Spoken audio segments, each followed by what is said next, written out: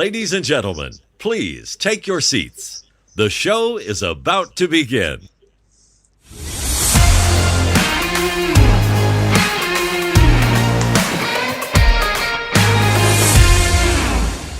G'day everyone and welcome to the GiddyUp podcast, episode 9 of season 2. I'm joined as per usual by three-time World Paralympian champion, Mr. Donnie Elgin. Welcome, Don. Oh, JT, it's stupidly exciting to be in the hot seat tonight and be back ready for the podcast. I'm pumped for tonight. Huge show. Mate, it's a massive show. We're going live, if you're listening in right now, to Facebook and for the first time YouTube. So welcome if you're joining us on YouTube. Of course, if you are listening live, you can add to the show, Donnie. We love everyone getting involved. Miranda's already given me a reminder to make sure I hit record. So I promise I'm actually on it for once. So we've got that working just fine.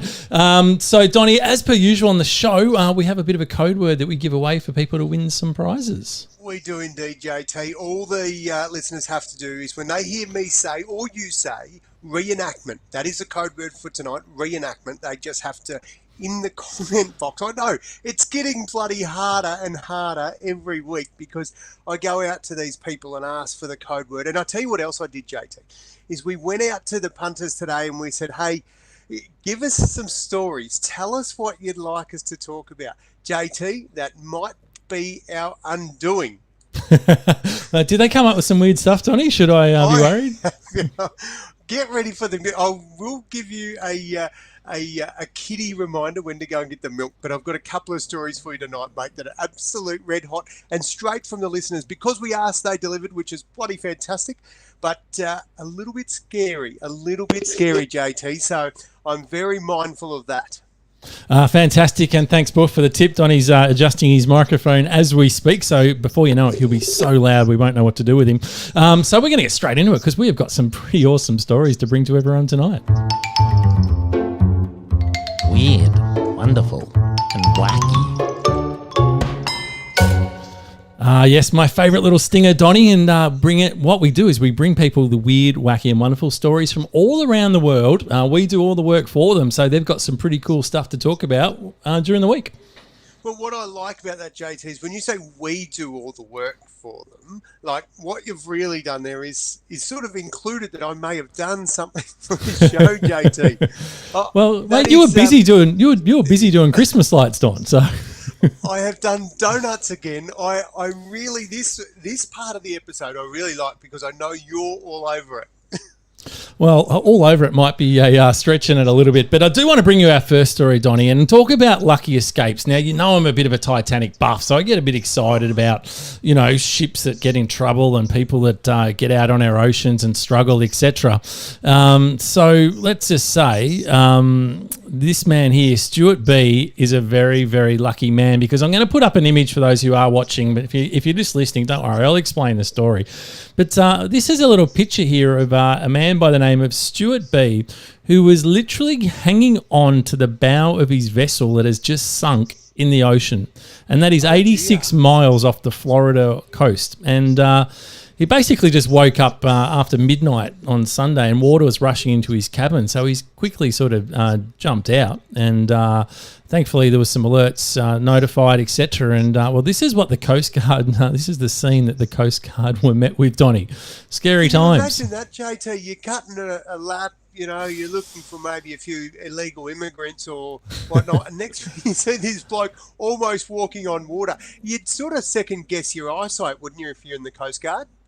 Yeah, it was. Look, mate, have a look at this. I'm just going to show you the next footage because that sort of leads on to this. Because where are you? They threw him a life.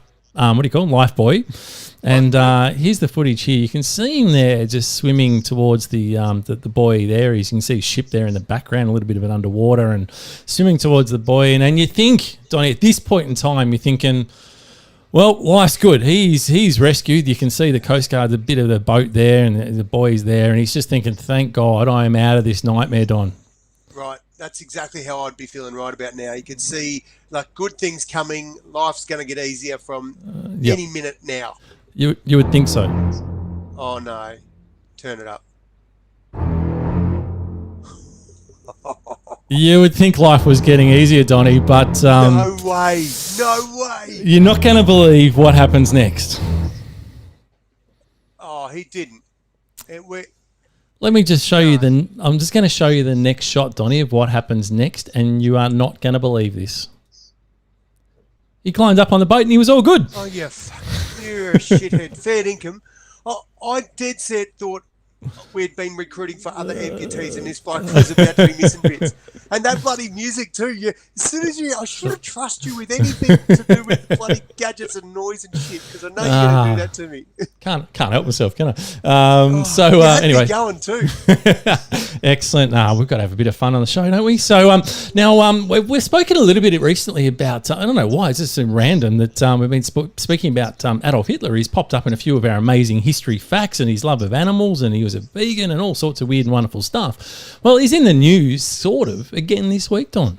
Oh, what's he done now? Talk about... Well, the man just keeps on giving, doesn't he? Given he's been dead for a while. But say that, like, what? Well, surely he's not left a love note or something. Well, when I say he's been dead for a while, Don, maybe I was a little bit mistaken because it turns out he's just won an election.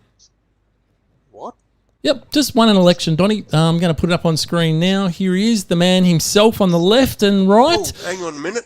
Yep, practically twins, I would have thought. But the man on the left there, his name is Adolf Hitler, and he just won his local election in the African country of Namibia. He looks really excited to have been named Adolf Hitler too, doesn't he? He's very, very thrilled about it. But true story, his name actually is Adolf Hitler, and it turns out his father had picked his name for him and obviously probably had no idea about his infamous role in history. So Namibia was actually a former German colony between 1884 and 1915. So a name like Adolf wouldn't have actually been that uncommon. So so there you go. It sort of has done a bit of viral work around the net this week for Adolf Hitler winning an election. Can you imagine what it's like for him, like rocking up and just you turn up to a venue and say, "Right, Adolf's here." Like, what sort of response you'd get from all the people in the voting? Oh, surely you'd be able to change a name if you worked out that Adolf, the original, was a piece of shit. Well, you'd think so. He said he didn't realise until he was growing up that the association with the name, and his wife just called him Adolf. He said, but his other name is Unona, which is obviously more native. So he's really more known as Adolf Unona. But his middle name is Hitler, remains on all official documents. So it's pretty hard to change now because it's on all official documents. So I'll tell you what, I'm almost more excited that Adolf Hitler's won an election more recently than imagine Donald Trump winning one, for example. Like, it's not a bad thing. Not touching politics whatsoever. Now, we showed last week a bit of footage. It was really nice just to look at. If you remember, we had the dog that was going up the slide, and down he went, and he just had so much fun that he went around and did it again, right? So, I've got footage this week, Don, that I'm going to up that one. I'm going to up it. Just when you thought that one couldn't get any better, let me just share with you some new footage, Johnny. Have a look at this. The Pandas, they've seen that footage and said, "What you can do, pup? We can match that."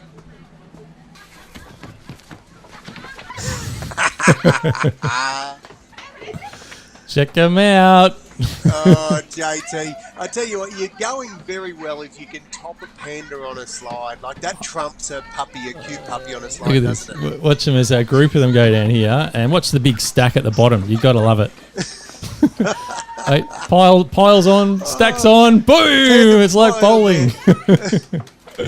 That is just one of the cutest things you're ever going to see, right? So, so there you go. We've had dogs going down slides, and now we've got pandas going down slides. And hey, JT, I don't want to put too dodgy a slant on this show because it is sort of a family show. But you know what? That sort of going down a wooden slide, I'm starting to understand why pandas are extinct or getting that way.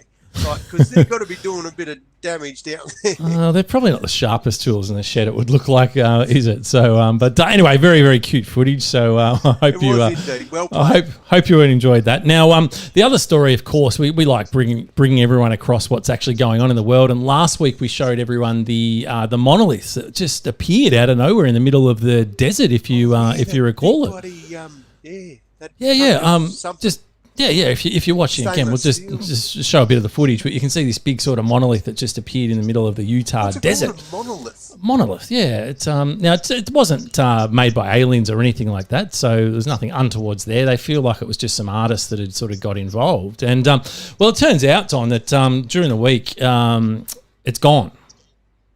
What do you mean it's gone? It's gone. So a couple of people took it upon themselves, and they were part of a four-man group apparently. And they did provide a statement to the media, and they basically just said, "We decided to remove it because, quote, it was an ethical failure to cut into the rock to erect the monolith, and the damage caused by the internet sensationalism, blah blah blah, bad for the environment. People were bringing in, driving in, trying to find all that sort of stuff. So they removed it. It's gone.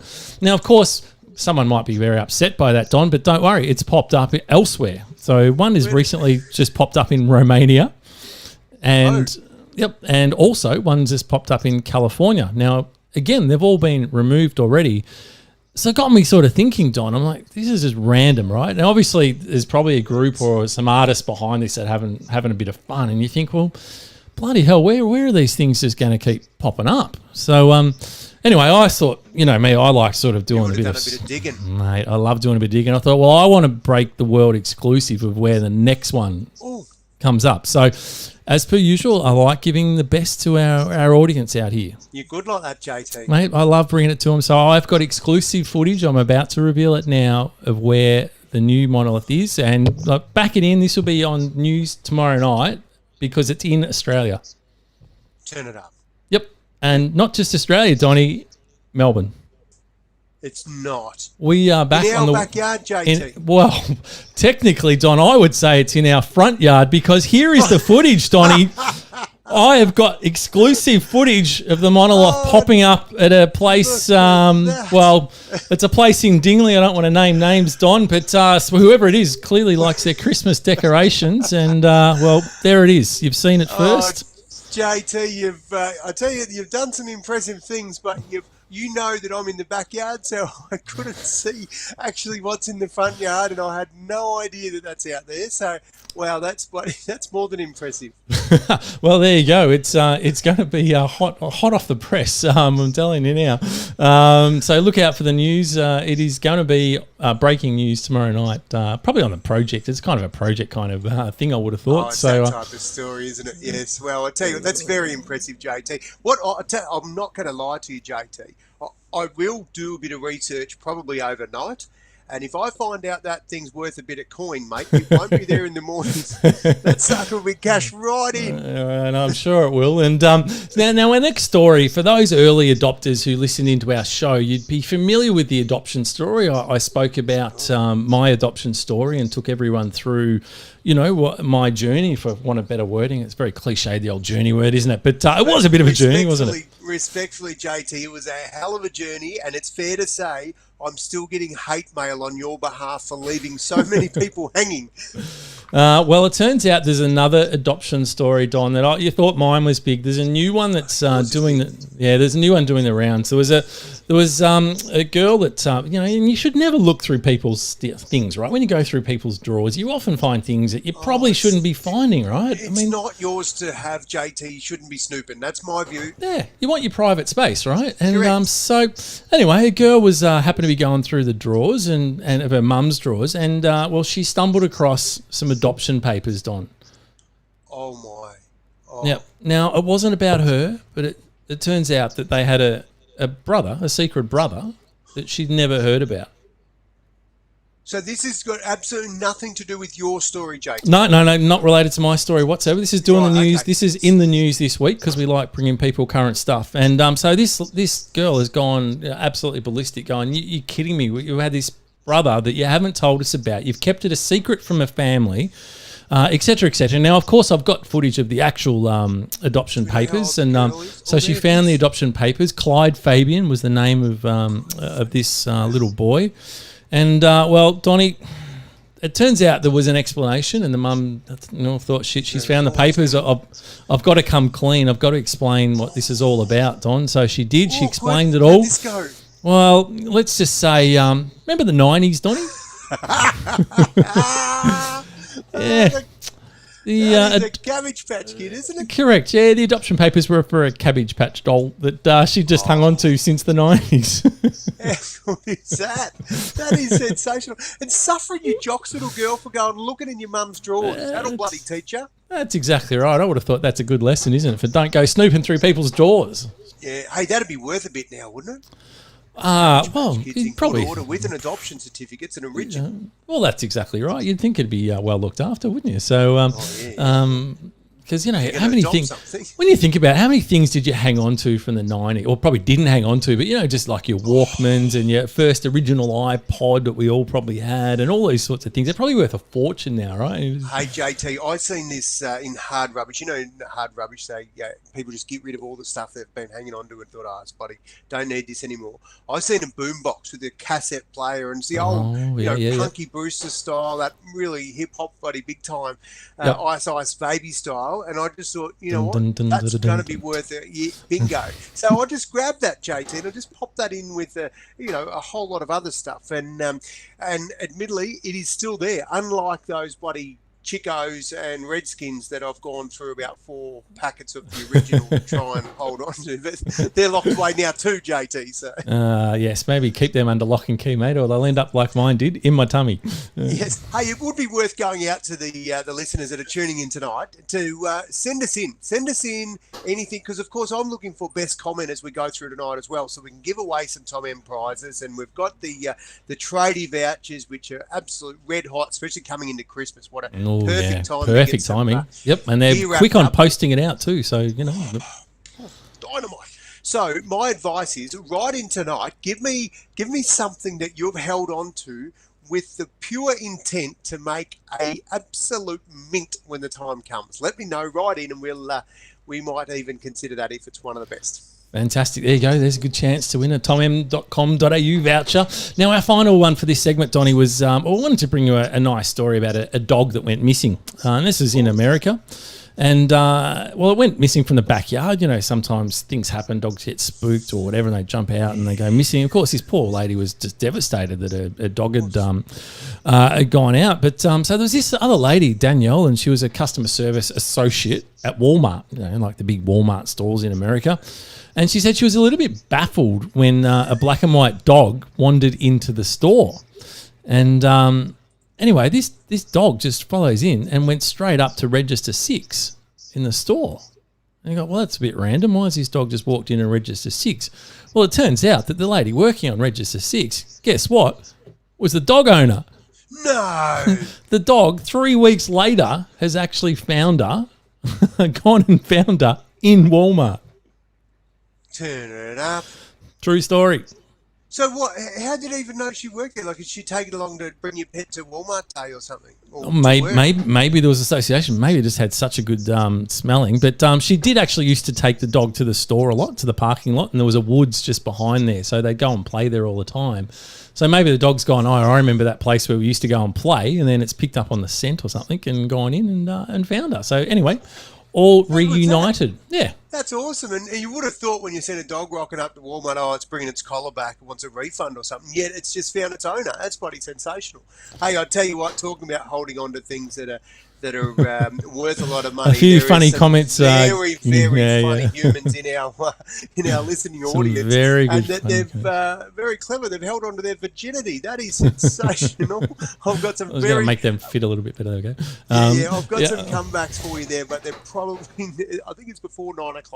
So hold on. Yeah, that's right. We're still trying to hang on to a kiddie show rating at this stage, so we'll hang on now. I'm going to blow that out the water later, JT. I'll give you the tip. God help us. All right, so we're going to get into our next segment, Donnie, which is Geek of the Week. All right, so Geek of the Week is normally where I bring you some things that are happening in tech world or geeky world, and we've had some interesting ones, but this one, it is definitely geek related. But I want to bring you the story of the Arecibo observatory. So I'm just going to put up a photo here for those of you who don't know what I'm talking about here, and you probably, when you see the photo, you'll probably recognise it. Here it is here. So this is the Arecibo observatory. It's a massive observatory. It's over 300 meters wide, and it was up until literally 2016. It was the world's largest radio dish. And it's been used to listen and collect radio waves right into space. So obviously, it's incredibly good at detecting a whole bunch of stuff. They've been using it to try and search for extraterrestrial life, but also trying to map the universe and all this sort of stuff. So anyway, so that's what it looks like, and it's a pretty impressive facility, I would have thought, Don. Well, it does look like they've tucked it away, JT, so it's not quite too easy to get to by the looks of it. That's true. It is in the wilderness. So anyway, it's had a bit of a well, let's just say things haven't quite gone to plan. Don, here's the latest photo. What's happened? Oh dear, that looks different. yeah. Shit. Unfortunately, in the two cables that were supporting the 900 tons of scientific instruments that were hovering above it broke, and it basically has just collapsed on it and smashed the crap out of it. And it is a game, set, match. It is all over. Oh, I'm gonna need a bigger dish, JT. That's not ideal. No, it's mate, it's not ideal at all. They literally are going to need a bigger dish. So the other biggest one is in China. Well, there's a coincidence. Yeah, that's right. So maybe where there's were those conspiracy cables theory. made, JT? Made in China.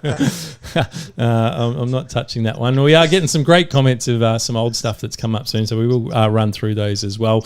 Now, I did also want to just put a bit of a shout out to this man right here, who sadly lost his life last week, and it was in a house fire. Now, if you don't know who that is, it's Tony, obviously seen on the screen there. He's the former CEO of Zappos, and certainly in my world, Zappos was an incredible story around just basically an amazing customer experience. They're essentially a shoe retailer that just transformed the world, and to put that in perspective, Zappos was actually recently just sold to Amazon for $1.2 billion. And so Tony made a fair bit of money. But he had lots of friends in lots of high places because he was literally a very inspirational man.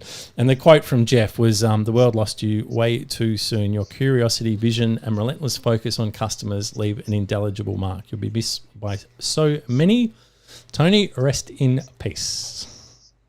JT, I tell you what, I look at that and I think such a young man, such a visionary in so many ways, but then also too, you can't help but connect the fact that this guy's bust his gut and he's worth a quadrillion and not around to enjoy it. Like, it's just a massive reminder to enjoy every day, because none are given, are they? Mate, it's very, very true. You bloody ripper! Oh, now we've got some awesome stories for you here in our Bloody Ripper section. Donnie, the first one is over to you. Jennifer Hunt. Does that name ring a bell? Oh, no need to swear, mate.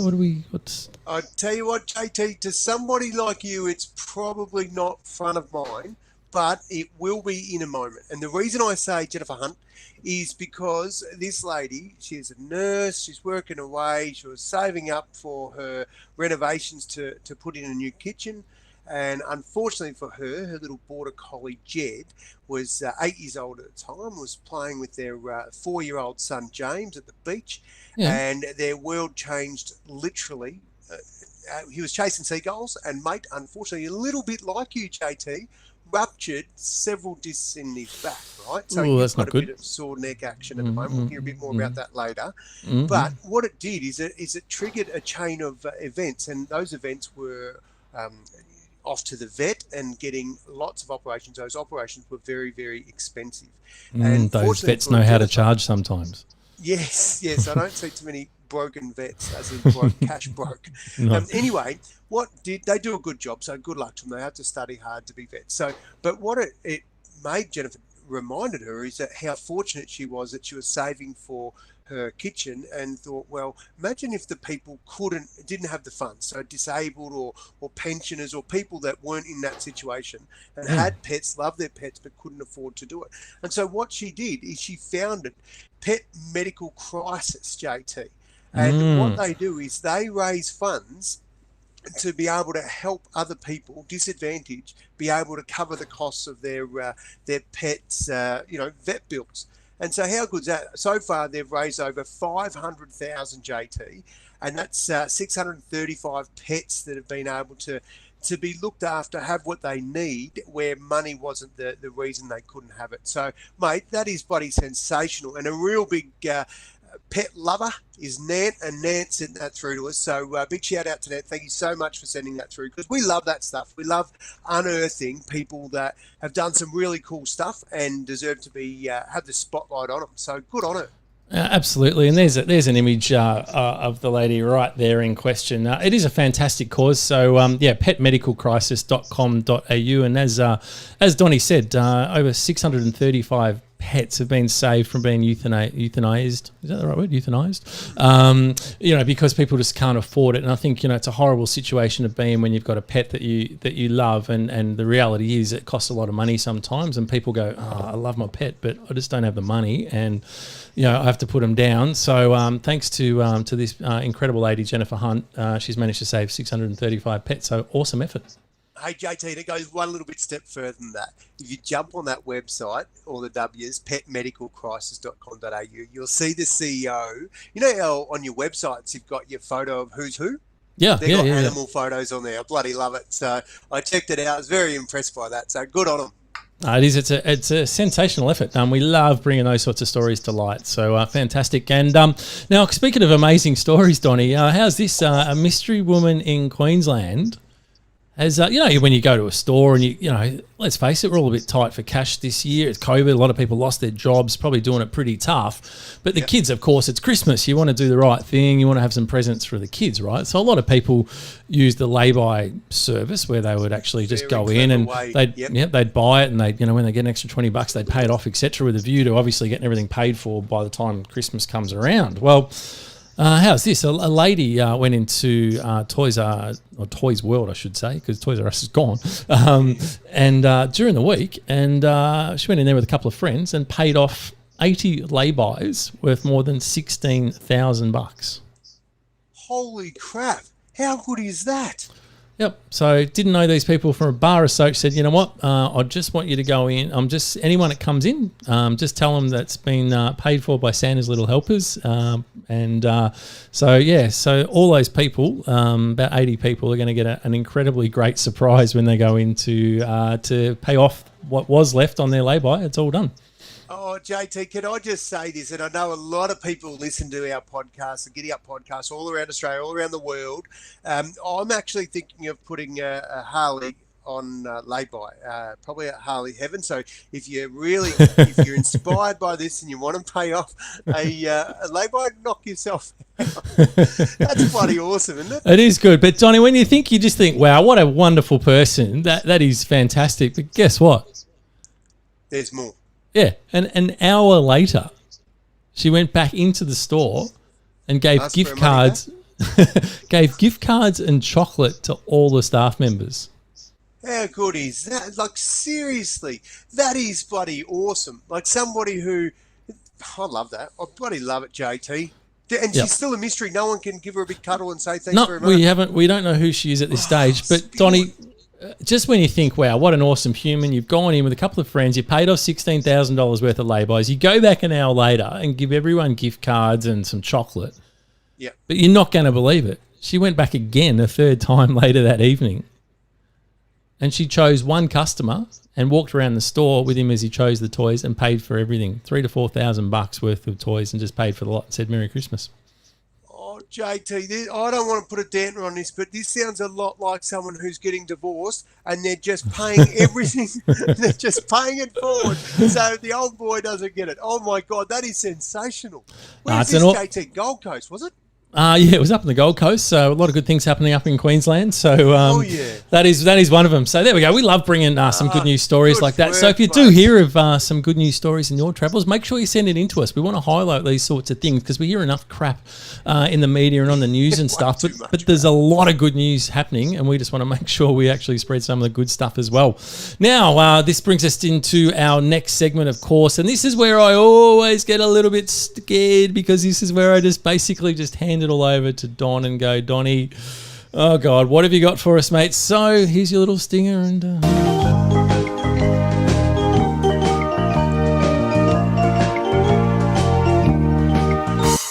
Donnie's pick of the week.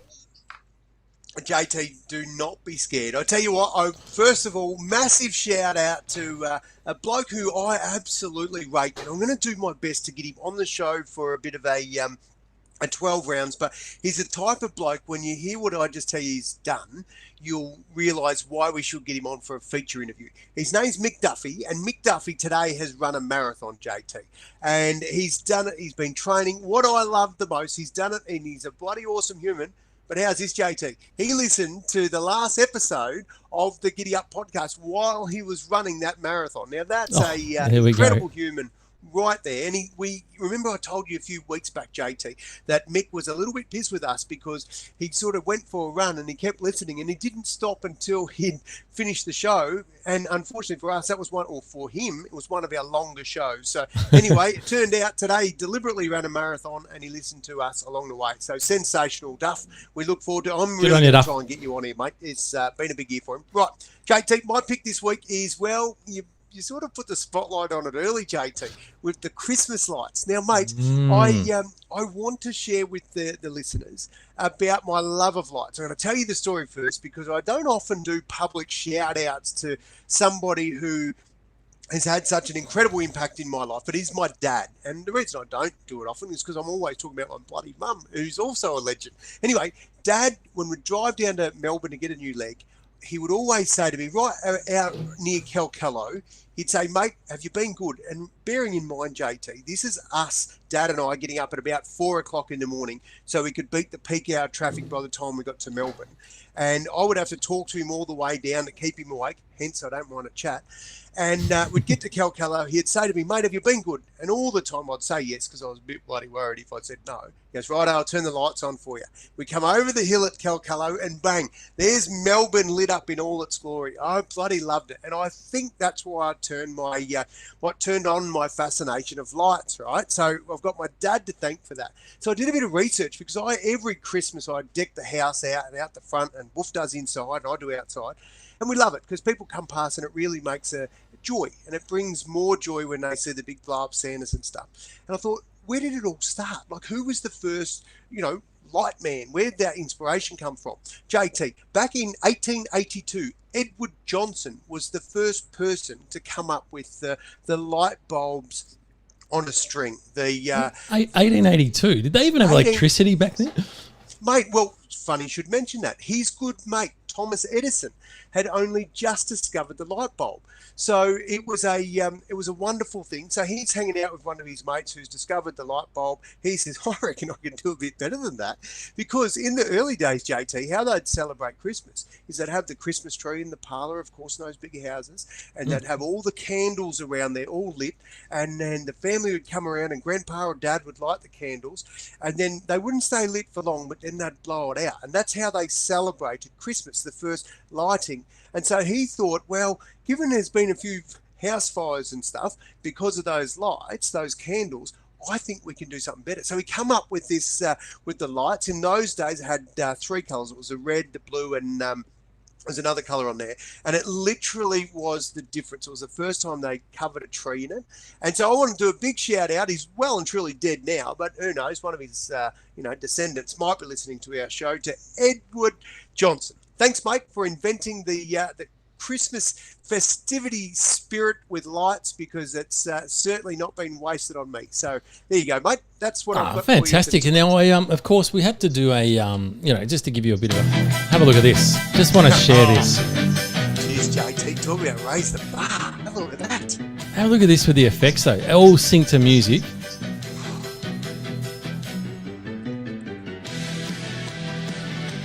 I just thought I'd give you a bit of inspiration, Donnie, because I know you just like to take it to the next level, and this could be your place next year. Yeah. Bloody giddy up, mate. I'm going to have a crack. I've dead set been inspired a few times, and this might do it. So, bloody awesome, isn't it? Look at that. I had a crack at that. My neighbour, Jamam, helped me and his boy, little Timbo, and we had a crack at setting the house up with a red frog. Oh, it's not called red frog. It's called a Raspberry Pi, and you could sync it to music. And I must admit, JT, it was too bloody complicated for me. It was over my head. I just like the old-fashioned blow up Santa, put a few jingly lights on there, and away you go. The music sync is the next level, isn't it? So I think we need to get there. And as Dale's pointed out, maybe we need to get some Christmas light sponsors on board. We'll give them a bit of. Yeah, we love it. Yes, we're up for some new sponsors. We love tradie.com and com.m.com.au. But we're not getting rid of them. But we could do some Christmas lights. Definitely We've got space for a new Christmas light sponsor. Yes, we do. Do we? What? All right. Now, of course, well, Donnie, you've brought us Christmas lights. I'm going to bring us something completely different. What do you got, JT? JT's Pick of the Week. Well, I want to talk about pets, Don.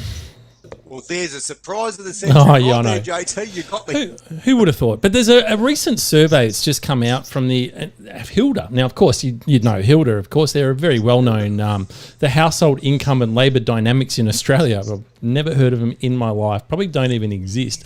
But anyway, they've just done a great survey, and it's for the first time they've asked about pet ownership. And one of the things that the survey revealed is that at least 2/3 of us have at least one pet. And Two-thirds. yeah, 2/3, and Wow. it's pretty similar. US has 65% ownership, and the UK only has 41%. So interesting, sort of how it goes. And people, of course, may have more than UK live with their mother-in-laws. well, that's Doesn't matter. Forget it's a different kind of place, isn't it? So, well, of course, cats or dogs. What's going to be higher? It turns out dogs slightly ahead. Right. So dogs are the most popular pet. But some other interesting stuff came on that, and I thought it was interesting that pet ownership was a lot more common amongst people aged under 65. I would have thought sort of older people would have sort of had a lot of pets, but not surprisingly, the older age groups had a relatively high proportion of cat ownership over dogs. And they think that that's probably because dogs obviously are a lot more active and need walks and stuff, whereas cats obviously, don't need as much work. So it turns out, older people tend to have more cats. And housing, so people live in flats or units, etc., are more likely to have cats than dogs as well, because obviously maybe not with a yard and all that sort of stuff as well. New South Wales, Vic and Queensland, the highest pet ownerships in those states came through. But what was really interesting was there's always been this belief. The bit I wait for when you say what was very interesting.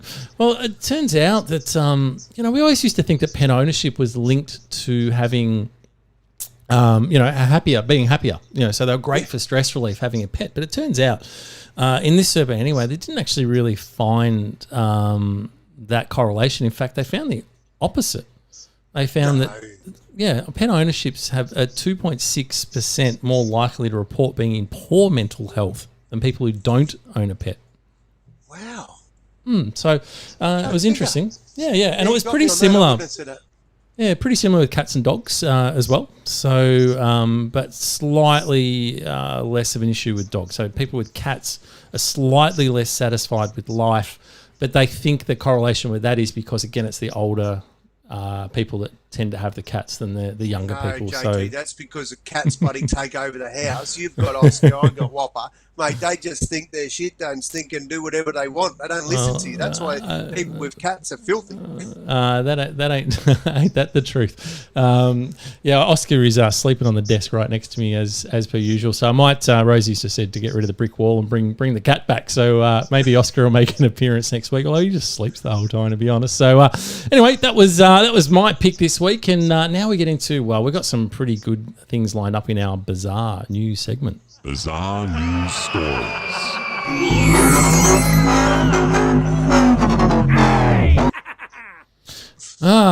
Well, we love a bit of that bloody bizarre. Yeah. We've had a few lotto stories over the years, or over our episodes, and another one's come out during the week. Now, you may have already seen this because it did get a bit of news exposure, but the South African Lotto Commission has launched an internal investigation over the recent numbers in their draw. So they have Powerball, and with Powerball over there, you need 5 numbers and the Powerball.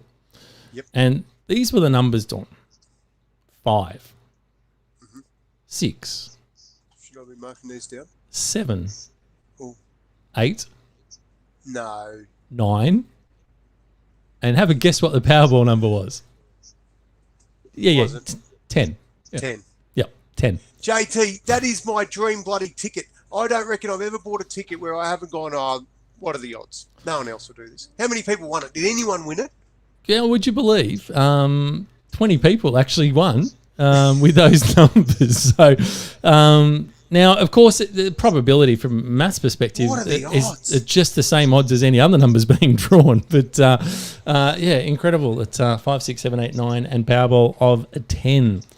So, JT, this is my question. Why on earth do they need a bloody investigation when it's as random? Well, I suppose that's their call, isn't it? It's that it's not random, but Well, it is pretty bloody freaky, though. unsurprisingly, the investigation has been completed and confirmed that no fraud occurred. So, Right. But 8 of those 10 people that won it are all from the same family. yeah, from Is that- and happen to work for the South at African Lotto. Lotto Commission, but who would have thought? No, we're not suspecting that. Now the next one, I've got some video footage that I'm going to share, and there is audio. So if you are listening, don't worry, you don't need to see the footage. But well, it's about a wallaroo, Don. Now, if you don't know what a wallaroo is, it's a cross or a hybrid between a kangaroo. between a kangaroo and a wallaby, right? So. Doesn't have And its well, arm. one escapes, and there was video footage of it jumping up the street. Now, look, this is not uncommon, Don. Of course, No. We've seen kangaroos up at Toke. And, that's right. We've seen it a lot. But what Australia's was good for that, mate. well, that's right, and that's what's interesting about this one, Don. Is well, Where I was thought it? it was Burke? Or, in the US. huh? Yeah, it was in Illinois, in the US. Check out this video. Wally the Wallaroo on the run after getting away from his owner while out for a walk in Peru in LaSalle County this afternoon. About 1:15 this afternoon, our 911 center started getting just a lot of 911 calls from people that were literally reporting a kangaroo running down US Route 6. Police shutting down traffic while officers chase after him. My biggest fear at that point was we cannot allow this animal to get hit by a car. Wally eventually makes his way into the Illinois River, and he appears to be struggling to swim. I had to hold back the owner of Wally because he wanted to enter the Illinois River, and that would have been tragic. As they await fireboats, officers and neighbors spot 2 fishermen out on the water. He's about out of energy. Where is it? It's a kangaroo! One of the men catching Wally with a fishing net, ending the nearly 2-hour pursuit. Bring him over! Bring him over here!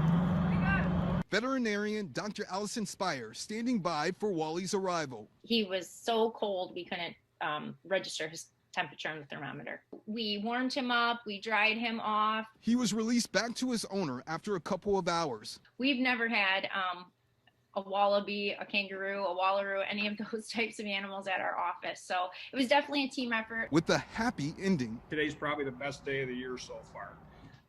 So it there was a lot of people cheering then, and it was a neat thing to get them out of the river and get them into a warm place. So happy ending, Donnie. Oh, JT, I watched that, and I think the thing, I don't know if it stood out to you, but I was hoping that wasn't his home, that they were putting him in that big bloody cage-like setup, because, like, they're supposed to roam a bit more free than I just hope he's got a shitload of space at his house where he is, because if you keep an animal like that in captivity, then I can understand why he'd jump the fence and say, I'm out of here. Yeah, we'll save my rant for another episode on the laws in the US around how you can keep all sorts of bizarre and exotic animals, and why the hell is a kangaroo in someone's house or home or whatever the hell it is in Illinois in the US is beyond me. But we'll save it. But anyway, pretty amazing story, and it nearly ended in disaster. The poor thing nearly drowned in the river, and if those 2 fishermen weren't going at that time, that literally would have been the end of it because the boats were about 30 minutes away and it wouldn't have made it. So could have been a really sad situation, but yeah. It did bring back some memories, though, JT, when I seen it hopping down the street from the cops, and I thought, geez, I've done that same sort of thing. Never mind. Another story, another day. Now, the last thing we want to bring you in our bizarre news story was, there was a sister posted this, and let's just say it's as scary as shit. So, when you go and you're buying a new house, and you want to check it out and inspect it, make sure you feel comfortable with the house, and, all those sorts of things. Well, anyway, it a rental, or are they going to live in it? No, she was buying it, I believe, and so she bought the house and moved in. And let's just say it wasn't until after she moved in that she discovered this. What the? Oh no! Yeah, there you go, JT. That's someone. That was in the basement wall, embedded in the basement wall. So if you're listening to this, it is the face of a doll embedded in the wall of the basement. And that's some sick shit, isn't it? That's like I've seen movies and it's not. That's the sort of stuff in it, mate. I've turned the movie off. Frighten the living shit out of me, right? But apparently they're called cellar babies. And in the late 60s, early 70s, it was a trend in New York City and California to embed doll parts in walls of your house, including basements. So apparently it was a bit of a trend. But yeah, imagine seeing that. It'd scare the shit out of you. It's a bit sort of different, actually. I was thinking about like how you keep things for later. But normally, like that mum earlier, you keep it in a drawer, not necessarily wedged into the bloody concrete wall of the basement. I know, right? It was bloody bizarre. So anyway, that's why it's in our bizarre news segment. So there you go, JT. It's the section that keeps on delivering. It's bloody cool. Now, our next segment, Donnie, is called Once Upon a Time, and it's when we go back and we find some amazing facts and things about history. We had last week, we had some pretty fascinating stuff. Can't even remember what it was, but I remember it was pretty good. And this week, Don, because I know you've sort of done a lot of extensive research, we're throwing the baton over to you, mate. Once upon a time. Now, JT, I may have mentioned at the start of the show there is a language warning in something that I've got. I'm just getting my finger ready. You don't need that, because what we're going to do is we're going to tell the kiddies now's a good time to go for some milk. Okay, yep, all right, kiddies, off you go. Because how I did this, JT, today, it was a bit of a mad scramble because Buff's made some macrame and it's awesome stuff. And I've been doing the woodwork for some of these pieces, right? So I've been flat out with that and Christmas lights. And so I went out to some real good quality humans and I said, give me a couple of stories for some once upon a time, some real life stuff that's happened. And I got a combination of things, JT. I got this story from this, shall we say, a beautiful kindergarten teacher from rural Australia has told me this story. Now, this is a true story. She's teaching kindergarten, doing her thing, and in comes a mum.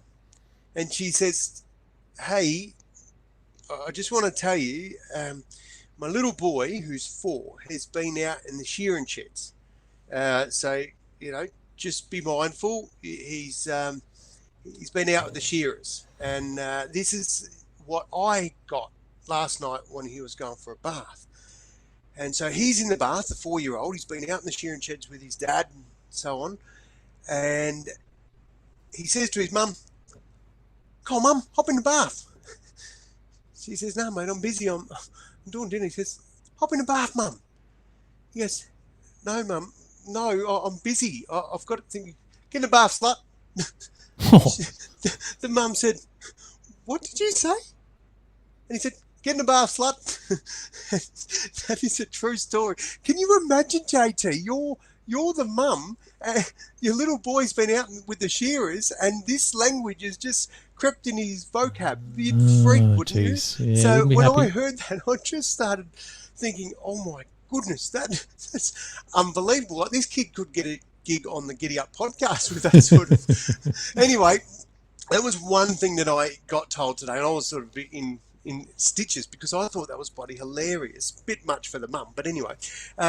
turns out that he got his mouth washed out with a bit of soap, but he's all good now. But I did also ask JT, one of our other listeners, I said, can you tell me something I can share with our great group? And she said, well, Don, I once had a look at this listings, and it was a very funny listings, and it was how can you change the movie title and make it child unfriendly by changing only one letter in the title? And this is maybe the top 5 or 6 that come back, JT. So changing just one letter in the title to make the title of the movie child unfriendly. For example, give us one. The Inbreadables. Yep. School of Cock. Yep. How to Drain Your Dragon. Charlotte's Wet. Yep. The Lion King. Womb Raider. So all, like just one letter, JT, can change everything. So there you go, mate. That's once upon a time, real true stuff that's happened out there. Oh dear. So I'm going to need more research time. Yeah. Can you? Clearly. Stuff about bridges and shit. Jesus anyway, Christ. thanks so much for the beautiful humans that sent those stories. I love your work.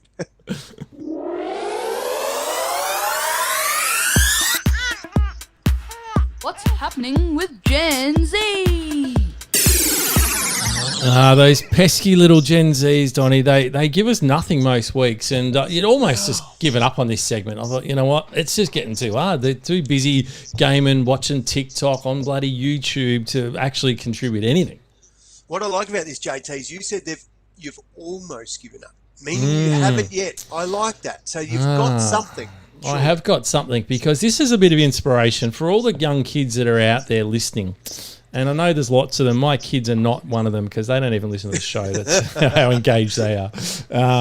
Clearly Father of the Year here. But I want to introduce a girl by the name of Giddyup Rayo. And I probably butchered that name, and apologies if I have, but honestly, I tried my best. But she's call her Miss Rayo. Yeah, let's go with Miss Rayo. Now, Miss Rayo is 15 years old, and you're sort of going, okay, well, that's right, smack in that Gen Z sort of. Yeah, yep. And well, the good news story about Miss Rayo is that she's just been named Time Magazine's Kid of the Year. So you know how we normally have Time. That's right. Time Magazine always have Person of the Year award, and it's a big deal. Well, they've now, for the first time, introduced this new thing now, which will be ongoing every year. So she's the inaugural winner of Kid of the Year. And so thought we better give her a bit of a shout out. So here's a picture of this lovely girl. And well, how's this? So I'm just going to read this out to you because I think I want to give you a bit of context. But at 15 years old, she was selected from a field of more than 5,000 nominees as Time's first ever Kid of the Year. And she spoke about her astonishing work using technology to tackle issues ranging from contaminated drinking water, opioid addiction, cyberbullying, and et cetera, and it was all about her mission to create a global community of young innovators to solve problems all over the world. And even over video chat, she was interviewed by Angelina Jolie, who was part of the process. The quote was that her brilliant mind and generous spirit shone through, along with her inspiring message to other young people. And I love this. Don't try and fix every problem. Just focus on one that excites you. And if you can do it, she said, anybody can do it. What a remarkable young girl. Or young woman, I really should say.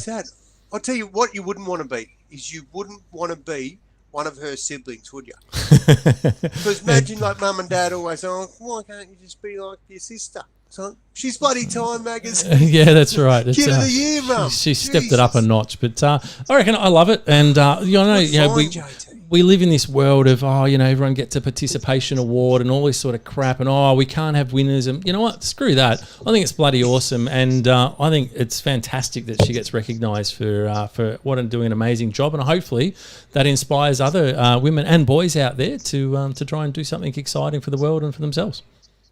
Bloody hell. Good work, JT. Love it. Yeah, we like that one. Now, Donnie, this is over to you, mate. You bloody mongrel. Oh, you bloody mongrel, JT. I wasn't quite sure where we're going, but I am now because, mate, this is This is a lady that you may or may not know of her name, Chloe Mcardle. Now, the reason you may or may not know is because you might have thought, oh, sounds like a name of someone who would have swam the English Channel. Like that's the sort of name, English Channel sort of goes with that, right?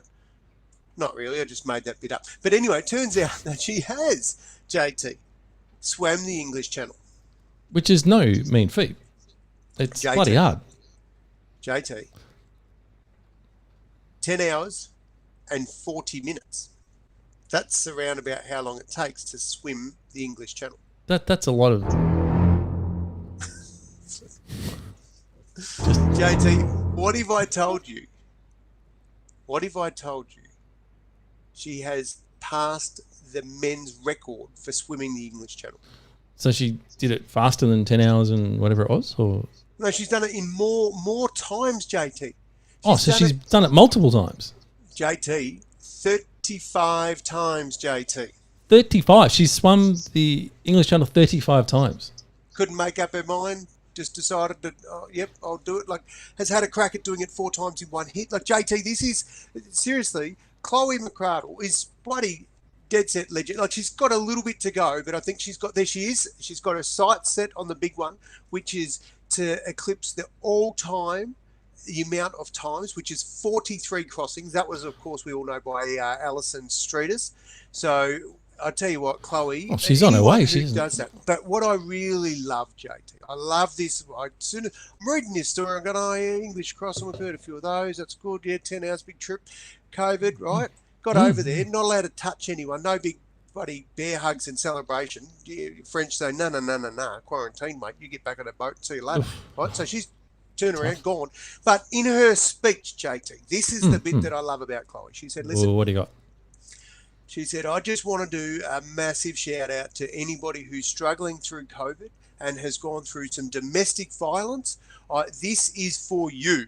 So she's sending inspiration for bloody swimming 10 hours and 40 minutes to the people that are in a tough situation at home, and some, of course, in lockdown in tough situations. It's never pleasant. So anyone who's doing anything and giving a shout out and providing hope and strength to people that have had that seemingly taken away from them, I just want to say, you bloody legend. And well done. I'm so proud that she's an Aussie and doing that on behalf of people that are struggling. I just love her work. So, JT, that is a sensational thing that she's done. Fantastic, Tony. That's a great nomination, and it's an amazing achievement as well. I mean, to do it that many times, and obviously she's not far off cracking the record. So I'm sure we'll be hearing about it in the next year or two. And she's the world record holder of the number of crossings. Far out, that's a lot, isn't it? I'd be just shit scared of a shark getting me the whole time. That would probably keep me powering along. But I probably was going okay until you played that music, and then I thought, no, that goes my efforts to want to do that. That's exactly right. Screw that for a joke. But exactly, it's a fantastic effort though. So, now, Donnie, we, of course, we love bringing some attention to what we call our Heroes of the Week. Now, this one, it's a sad one. It's news that's just come to light in the last couple of days, but I just really wanted to give a shout out. Now, I believe they have just been named, so I'm not going to do that yet, just out of respect, but I think they have just been named. But 2 men sadly drowned yesterday, and the story behind this was they were just with their families down at the beach, and all the kids were playing. It was down at Noosa North and in Queensland. And anyway, a rogue wave just basically just came and swept all the kids out. So pretty much everyone was just in the shallows, just got dragged out. And of course, these were 2 dads. Their kids were dragged out, so they've jumped in and gone to save their kids. And in the process, sadly, both men lost their lives. And their children, thankfully, all survived. One was airlifted to hospital but has survived. And there was another guy who I'm sure will get the attention he deserves, who actually jumped in and helped tried to rescue these guys and got them to shore, and about 4 other people as well. So I'm sure might be our hero of the week next week. But it was just a tragic reminder of how quickly life can change when you're just having some fun down at the beach with your family. And, these have done what any parents would do, put their life on the line to go and save their kids, and have paid the ultimate price. So it is a sad one, but I just thought it was absolutely worthy of that nomination of Hero of the Week, where they've just no regard for their own safety. They've just gone, bang, I need to help my kids, and out they went. Yeah, 100% right, JT. Anyone in that situation, you couldn't have hit it nail on the head better. Short of naming them, of course, we won't because of the situation. But to put somebody else ahead of yourself, selfishly jump in and probably knowing that they couldn't swim. That's the that's the bizarre thing, and yet to do that. So that is without question exactly what a hero does, JT. So. Unfortunately for those people, and again, good on you, mate, for reminding people just to not take any day for granted. It's something we never know what's around the corner, and of course, most of us have rocked up to the beach for a day out, and you can see the tragedy that comes so quickly. So that's exactly right. So, worthy winners of Hero of the Week, but a sad one, which means, Donnie, when things go down, they've got to come back up, Donnie. How do we do it, JT? Dad joke of the week. Now, Donnie. JT, I sent the kiddies out for milk. Are they allowed it back in yet, or should they just wait a little bit look, longer? this it's borderline, but I think it'll be okay. You'll be able to explain it to them. I think we're fine. Mate. So, 2 jokes for you, not big long jokes here, and so we've got 2 friends, Donnie. They're playing a round of golf, and it was a beautiful fine morning, and they're having a hit with the golf. And anyway, they saw this funeral procession passing by, and one of the friends who was about to hit the ball, he stopped midway and took off his cap and bowed down.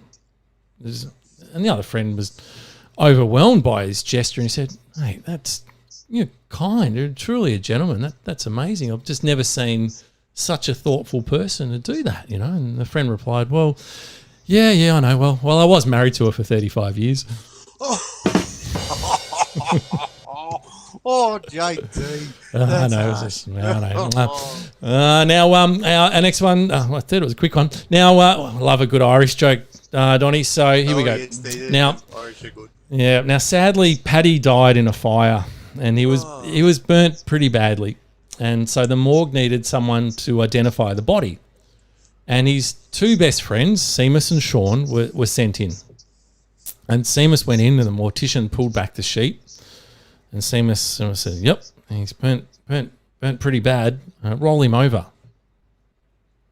So the mortician rolled him over, and Seamus looked and said, "No, that ain't Paddy." And the mortician thought, "Well, that's a bit strange." So then he brought Sean in to identify the body. And Sean took a look at him and said, "Oh God, yeah, he's burnt real bad." And it's anyway, roll him over. So the mortician rolled him over, and Sean looked down and just shook his head and was like, no, that's not Paddy. Mortician's a little bit confused, and he's like, well, how can you tell? And Sean said, Paddy had 2 arseholes. And he's like, what? He had 2 arseholes, says the mortician. And he goes, yeah. He goes, everyone knew he had 2 arseholes. He goes, every time he went into town, folks would always say, oh, here comes Paddy with those 2 arseholes. Very good, JC. Very good. Yeah, we'll give you that one.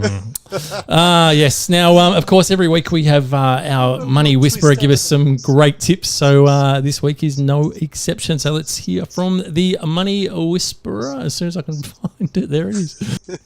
G'day, guys. It's the Money Whisperer here with a weekly update on all things money and finance. Property markets continues to go from strength to strength. The loan submission figures for November were through the roof. The reserve prices at auctions are getting smashed. Vacancy rates are at all-time lows. Interest rates are incredibly low. So I see nothing but positive growth for the next 18 to 24 months. Vacancy rates on the peninsula under 0.5%. Almost impossible to get a rental. If you're looking at an investment, you can afford to sit on a beach shack for $650,000, $700,000 for the next 10 years. I think you'll end up a long way in front. Something to consider for sure. I spoke about a couple of months ago about the gas and electricity comparison service. Certainly worth checking that out for those that haven't done so. You just forward. It's a very simple digital process.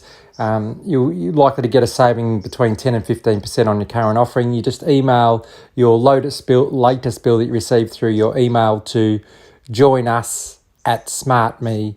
and you should get a comparison back within 15 seconds with a much better offer than you're currently on. We're paying record electricity prices at the moment, so it's definitely worth checking that out. It's free and it takes, as I said, less than 30 seconds to do your comparison. Cheers, guys. Back next week. There we go. Oh, JT, I tell you what, when the Money Whisperer starts talking, I start listening.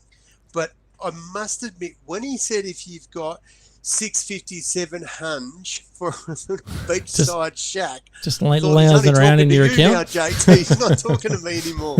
But I did like that. The what is it? Join us at smartme.com.au. Is that the one? Yeah, something like that. Yep. Yeah, like what a bloody great, seriously, to rip around and any way you can save money, mate. It's got to be putting us one step closer to that beach shack that we talk about for 657.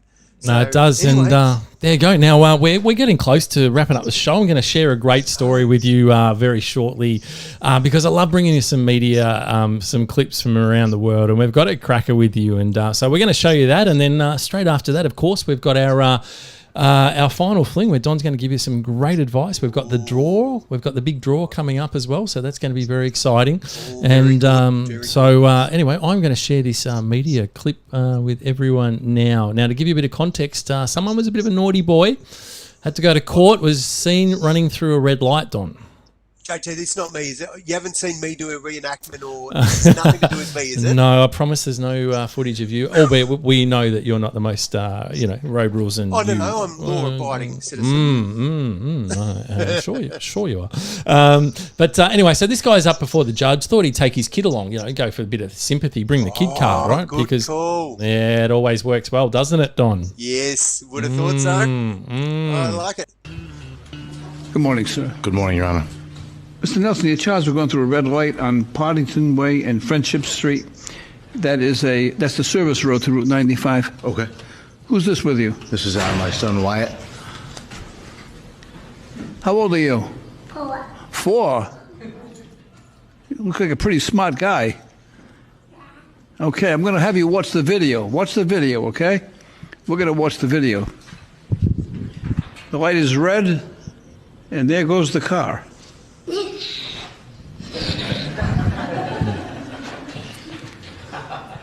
Did he go through the red light? He went through the red light again today. He said he went through the red light again today. Oh. Oh, shit. That's the last time kids come to court. Yeah, fair to say I don't think that kid will be welcome next time whatsoever, Donnie. Now, each week we love leaving people with... there's two things. One is I had Dickhead of the Week, and I really want to talk about Pete Evans because I've literally had this ready to go for the last 3 weeks, but we crap on too much, and now it's gone too long, so I'll save it for next week. So we're going to leave people with our final fling from a great message from you, Donnie, and then, of course, we'll have the spin of the big wheel.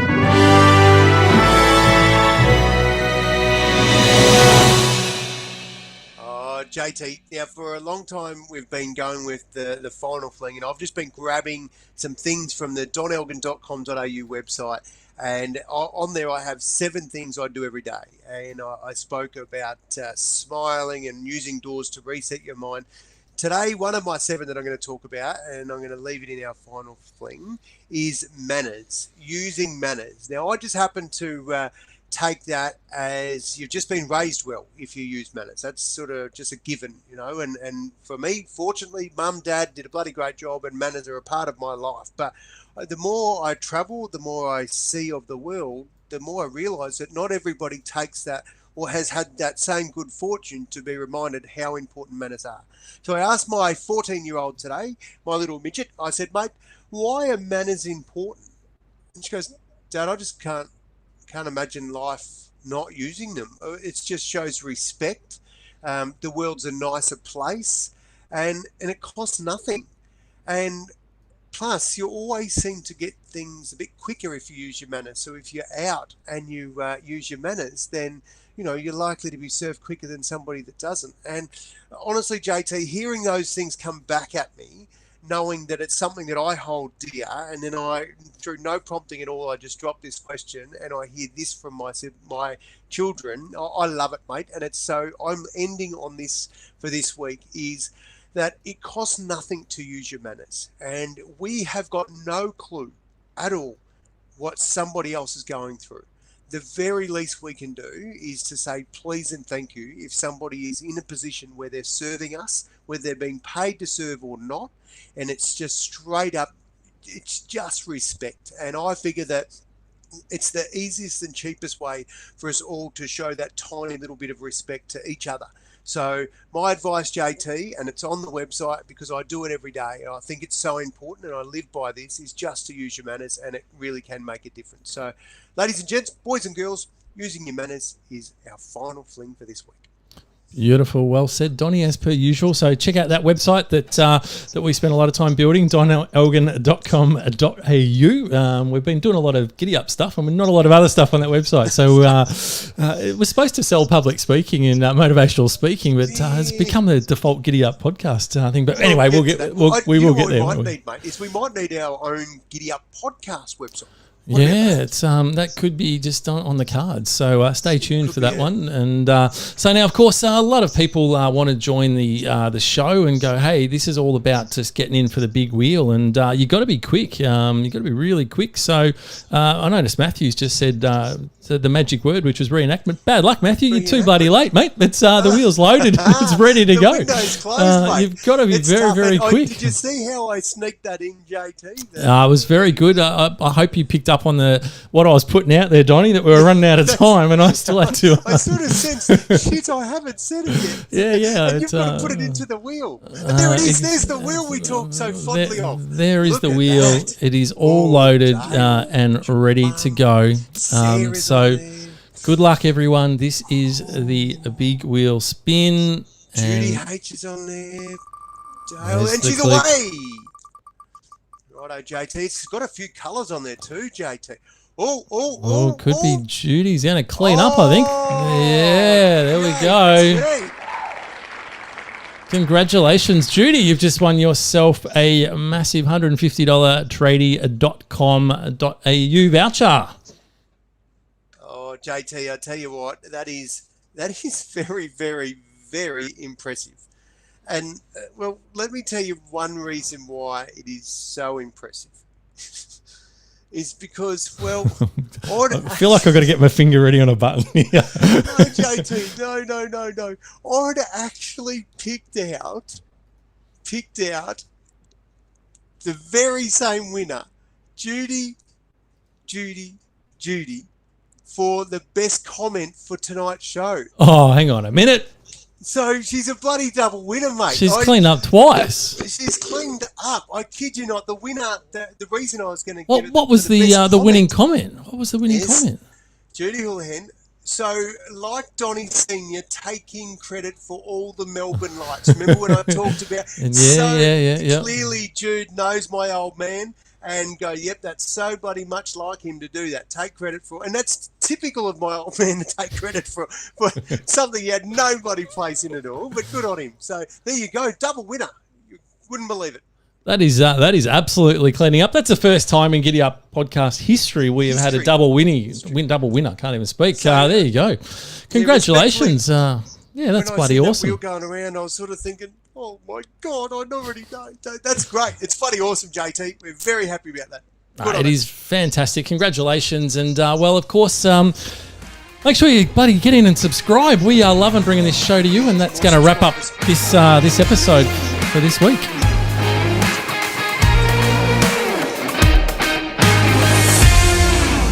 Yeah.